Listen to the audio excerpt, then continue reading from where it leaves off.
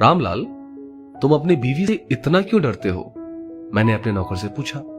मैं डरता नहीं साहब, बस उसकी कद्र करता हूं, उसका सम्मान करता हूं, उसने जवाब दिया। मैं हंसा और बोला, ऐसा क्या है उसमें? ना सूरत अच्छी है और ना ही पढ़ी लिखी है।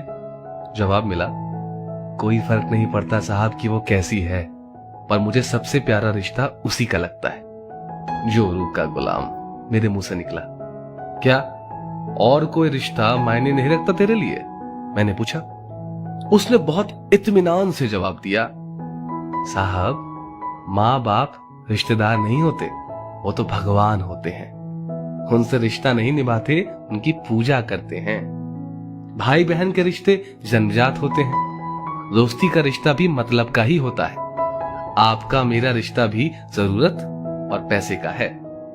पर पत्नी बिना किसी करीबी रिश्ते के होते हुए भी हमेशा के लिए हमारी हो जाती है। अपने माता पिता, परिवार के सब रिश्तों को पीछे छोड़कर हमारे हर सुख दुख की सहभागी बन जाती है, आखिरी सांसों तक। मैं अब बहुत ध्यान से उसकी बातें सुन रहा था। वो आगे बोला, साहब जी, पत्नी सिर्फ एक अकेला रिश्ता नहीं है, बल्कि वो तो पूरे का पूरा रिश्तों का भंडार है।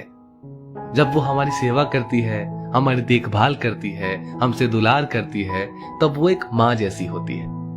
जब वो हमें जमाने के उतार चढ़ाव से आगाह करती है, और जब मैं अपनी सारी कमाई उसके हाथ पर रख देता हूँ, क्योंकि जानता हूँ कि वो हर हाल में मेरे घर का भला करेगी, तब वो पिता जैसी होती है।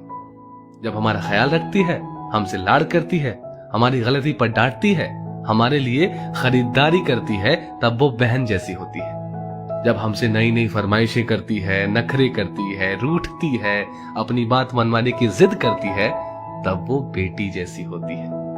जब हमसे सलाह करती है, मशवरा देती है, परिवार चलाने के लिए नसीहतें देती है, झगड़े करती है, तब वो एक दोस्त जैसी होती है। जब वो सारे घर का लेन देन, खरीदारी, घर चलाने की जिम्मेदारी उठाती है, तो वो एक मालकिन जैसी होती है। और जब वही सारी दुनिया को, यहां तक कि अपने बच्चों को भी छोड़कर हमारी बाहों में आती है, तब वो पत्नी प्रेमिका, हमारी अर्धांगिनी और आत्मा होती है, जो अपना सब कुछ सिर्फ हम पर न्यौछावर करती है।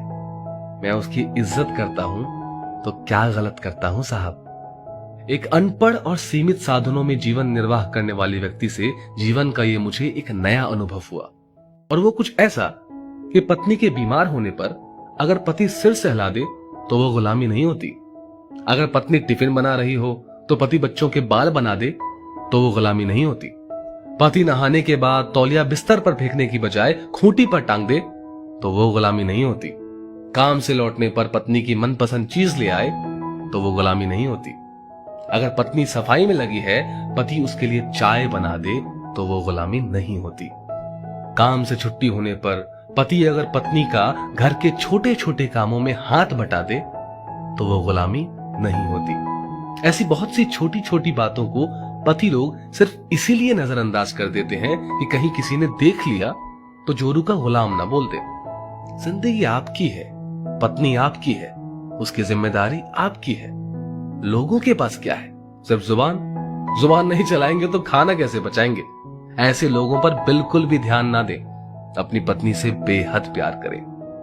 पति पत्नी के रिश्ते की डोर बहुत कोमल होती है।